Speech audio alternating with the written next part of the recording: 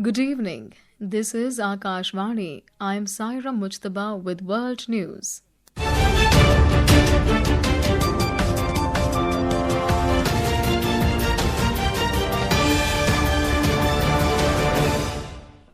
The headlines.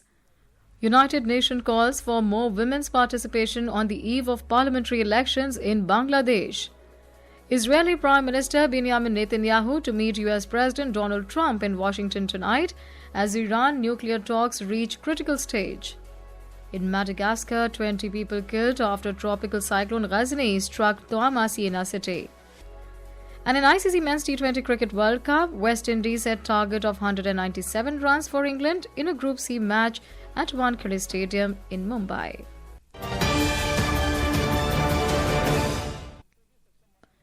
And now the news in detail. The United Nations emphasized that safe, inclusive and meaningful participation in public life is a fundamental right for all in Bangladesh as the country prepares for the 13th national parliamentary election tomorrow. This includes women and girls, women with disabilities, minority women and gender diverse individuals. A report. In a statement, the United Nations highlighted concerns from women groups about violence and harassment of candidates and voters, including cyberbullying, deepfakes, and AI-altered abuse. It stressed the importance of women's representation and leadership and is supporting the Bangladesh Election Commission to increase electoral participation. The UN called on political leaders and stakeholders to adopt zero tolerance for intimidation, harassment, and violence, ensuring that all voters and candidates can engage freely, safely and without fear of reprisals during the electoral process. Swati Rakheja for World News. Meanwhile, final security and logistical preparations are underway across Bangladesh as the country gears up for national elections tomorrow. More from our Dhaka correspondent. In a televised address, Chief Election Commissioner Nasiruddin urged citizens to vote peacefully and accept the results, warning that any untoward incident would be dealt with firmly. Concerns have also emerged over the alleged misuse of religious sentiments in campaigning despite clear legal restrictions. On the enforcement front, police detained a Jamaat leader at Saidpur airport with Taka 7.4 million in cash, while another leader was held in Kumilla over allegations of distributing money among voters, claims the party denies. According to the Election Commission, voting will be held from 7:30 am to 4:30 pm without a break at over 42,000 centres across 299 constituencies. In the election, 12.77 crore voters are eligible to vote. Naval Singh Parmar, World News, Dhaka. In Pakistan, the sentencing of human rights attorney couple Iman Mazari and Hadi Ali Chatta has sparked condemnation from the United Nations, international legal bodies and the country's rights groups. A report in Christian Daily International says the critics have warned that the case represents a dangerous escalation in the suppression of dissent and legal advocacy in Pakistan. The couple was sentenced in January this year by a sessions court in Islamabad under Pakistan's Prevention of Electronic Crimes Act for social media posts critical of state institutions.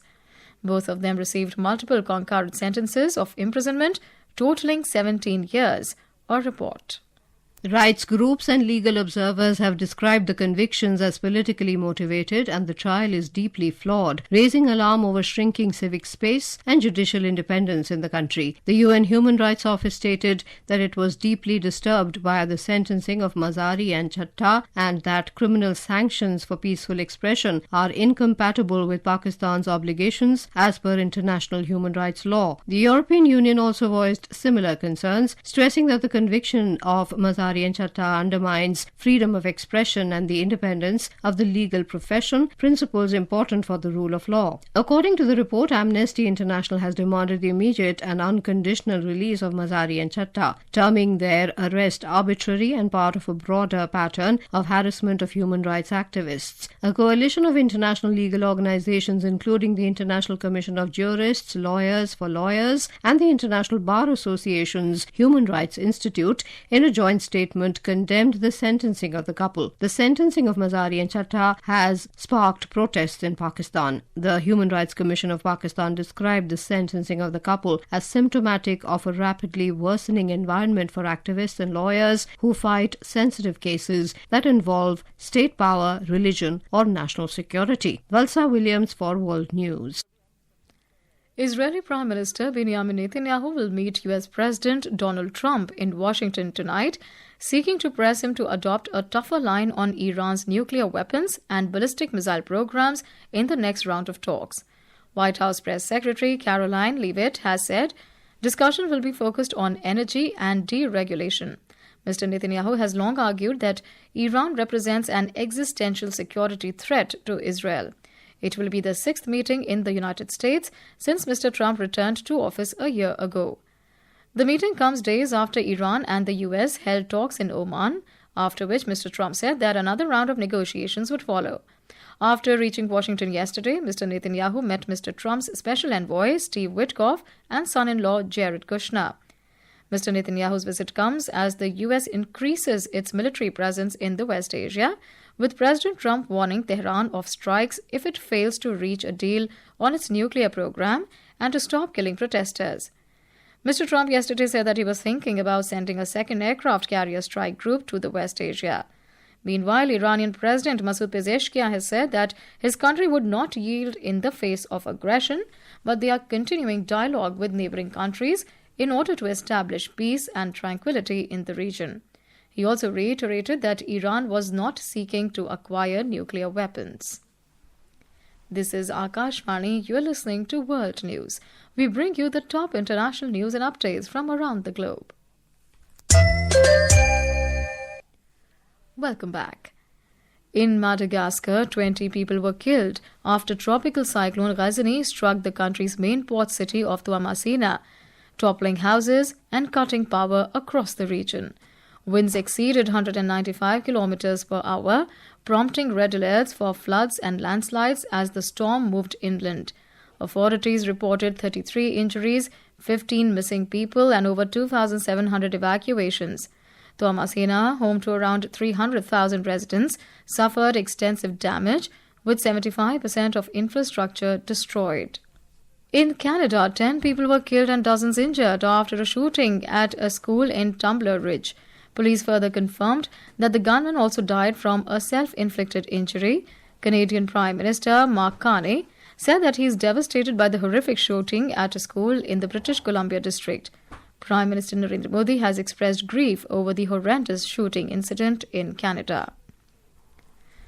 A Sri Lankan High Court today sentenced 12 people to death for the 2022 killing of former parliamentarian Amarakirti Adukorala and his police bodyguard during island-wide unrest triggered by the country's worst economic crisis. The verdict was delivered by a special trial at bar of the Gampaha High Court after a lengthy hearing. 4 other defendants received 6-month prison sentences suspended for 5 years, while 23 were acquitted. On to sports now. In the ICC Men's T20 Cricket World Cup, West Indies have set a target of 197 runs for England in a Group C match at Wankhede Stadium in Mumbai. Put in to bat first, West Indies posted 196 for 6 in stipulated 20 overs. In reply, England were 151 for 8 in 17.2 overs when reports last came in. England won the toss and elected to bowl first. Australia defeated Ireland by 67 runs in a Group B match at R. Premadasa Stadium, Colombo this evening.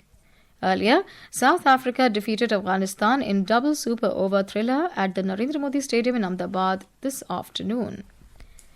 In men's hockey, India began the 2025-26 FIH Pro League campaign with a 1-3 loss against Belgium at the Birsa Munta Hockey Stadium in Rourkela this evening. And now, before we close, here are the highlights of the bulletin. United Nations calls for more women's participation on the eve of parliamentary elections in Bangladesh. Israeli Prime Minister Benjamin Netanyahu to meet US President Donald Trump in Washington tonight as Iran nuclear talks reach critical stage. In Madagascar, 20 people killed after tropical cyclone Ghazani struck Toamasina city. And in ICC Men's T20 Cricket World Cup, West Indies set target of 197 runs for England in a Group C match at Wankhede Stadium in Mumbai.